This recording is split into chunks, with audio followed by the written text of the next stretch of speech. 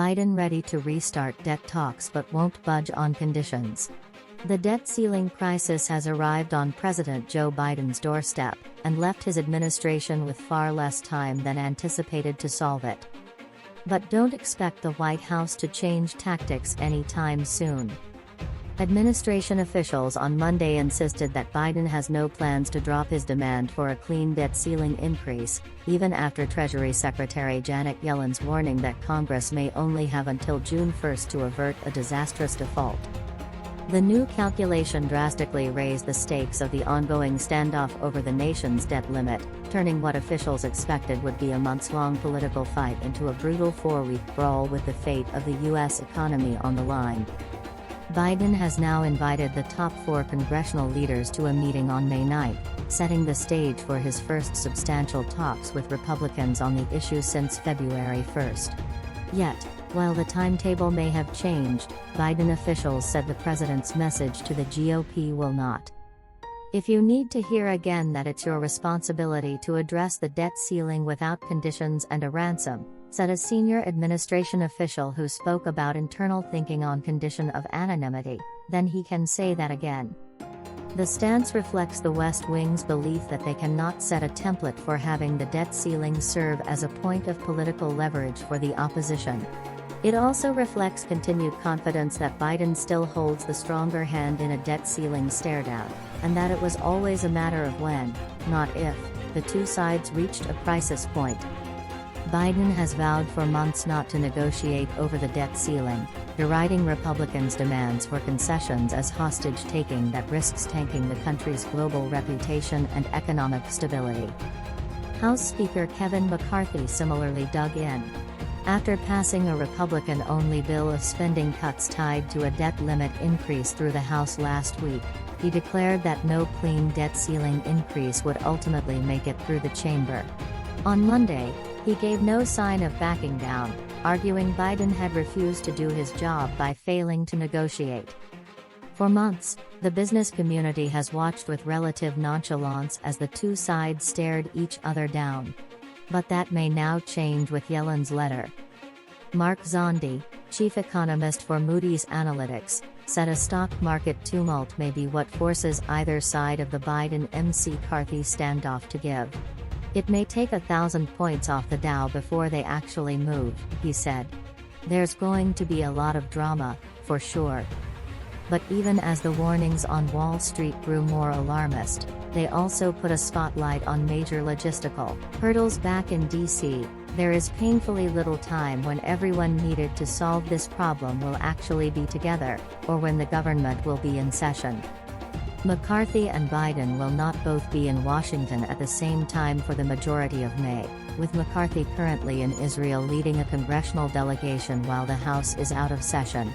The chamber will return on May 9, leaving only a week before Biden is slated to leave for Japan to attend the G7 summit, and return just before the House leaves for Memorial Day recess.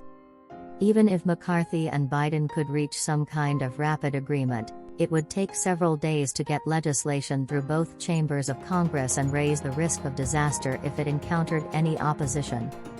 The White House has nevertheless insisted that time, and politics, are on its side.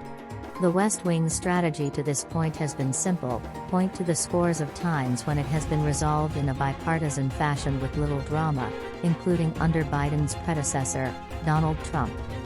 Biden and aides have refused to engage with McCarthy on his hope to link budget talks with the debt ceiling, deeming it a non-starter. And until House Republicans passed their own debt ceiling legislation last week, Biden hadn't even been willing to talk with McCarthy.